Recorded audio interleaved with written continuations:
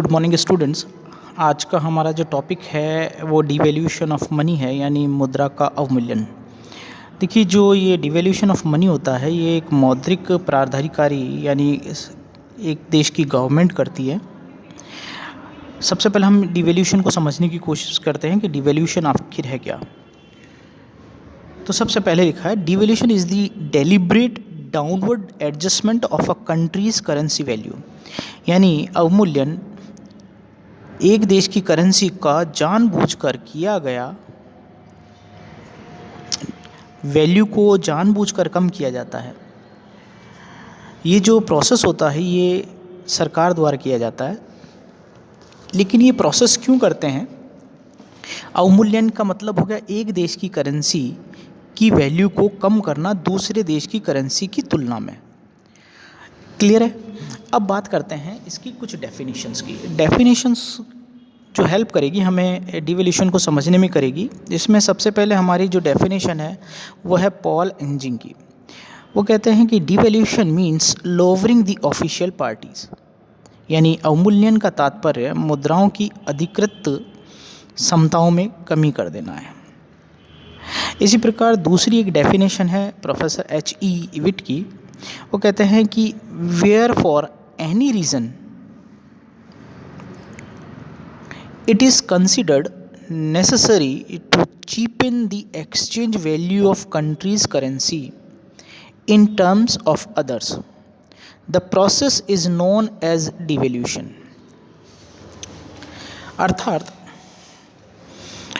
जब किन्हीं कारणों से दूसरे देश की मुद्रा की तुलना में एक देश की मुद्रा की विनिमय दर घटाकर उस विनिमय दर को सस्ता कर दिया जाता है तो इस प्रक्रिया को हम अवमूल्यन कहते हैं। अगर हम प्रोफेसर इविट की डेफिनेशन को देखेंगे तो हम ये पाएंगे कि प्रोफेसर इविट ने अपने डेफिनेशन में एक्सचेंज रेट को शो किया। वो कहते हैं कि किसी देश की एक्सचेंज रेट दूसरे देश की एक्सचेंज रेट से तुलना में विनिमय दर को कम कर दिया जाता है, और ये जो प्रोसेस होती है इसको डिवैल्यूएशन कहा जाता है।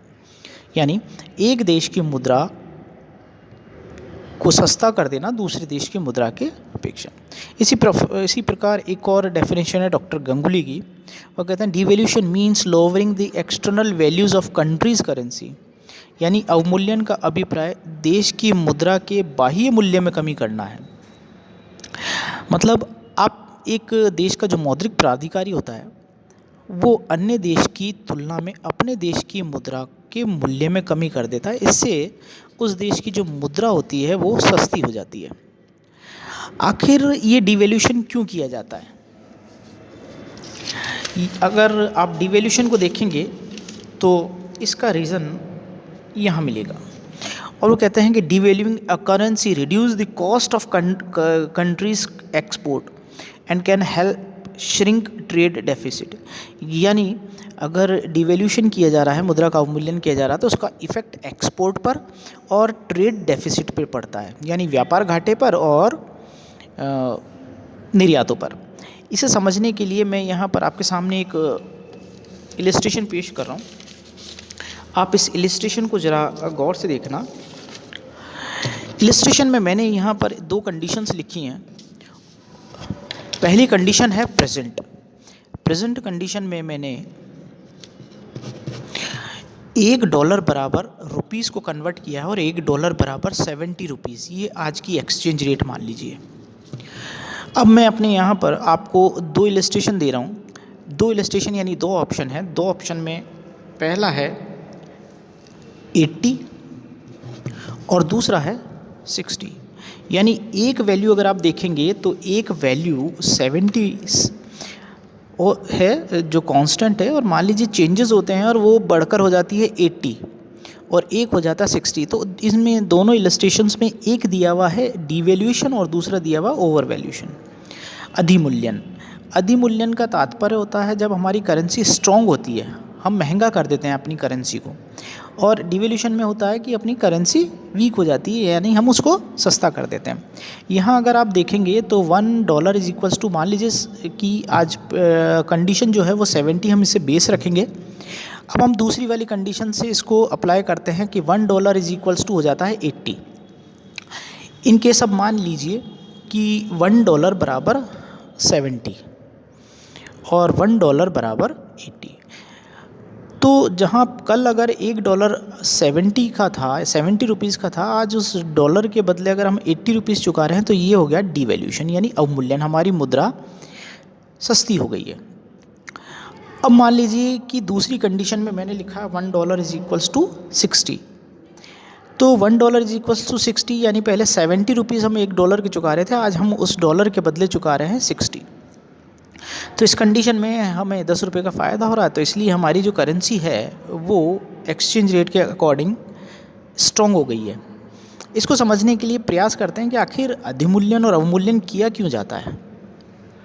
ठीक है, तो इसको समझने के लिए यहाँ पर इसी इलस्ट्रेशन का सहारा लेते हैं और हम ये मानकर चलते हैं कि एक प्रोडक्ट जो कल हमें $1 बराबर यानी 70, यानी मान लीजिए कि कोई एक प्रोडक्ट था जिसको प्राप्त करने के लिए हमें विदेशों से 70 रुपये चुकाने पड़ रहे थे। क्लियर है। अब मान लीजिए कि हमने अवमूल्यन कर दिया है और अब उस $1 के बदले हम, यानी उस पर्टिकुलर प्रोडक्ट के बदले हम कितना चुका रहे हैं, 80 रुपये। अगर सिंपल वे में देखा जाए तो जिस प्रोडक्ट के हम कल 70 रुपीज़ चुका रहे थे, आज उस प्रोडक्ट के बदले में चुका रहे हैं 80 रुपीज़, यानी प्राइस हाइक हो गई। क्लियर है।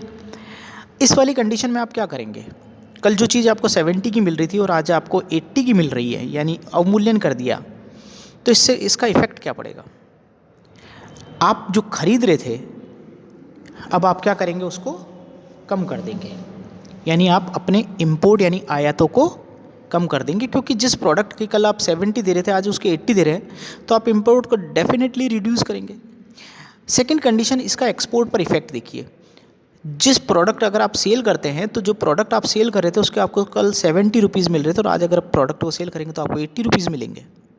इस वाली सिचुएशन में आपको एक्सपोर्ट ज़्यादा करेंगे।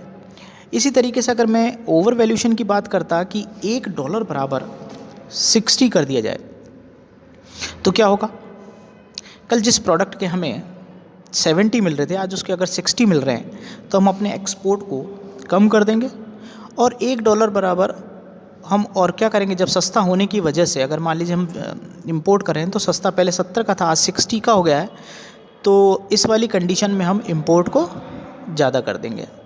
तो अगर आप देखेंगे तो ये अवमूल्यन का इस पर प्रभाव पड़ता है, एक्सपोर्ट पर और इंपोर्ट पर, इस वजह से डिवैल्यूशन किया जाता है। धन्यवाद।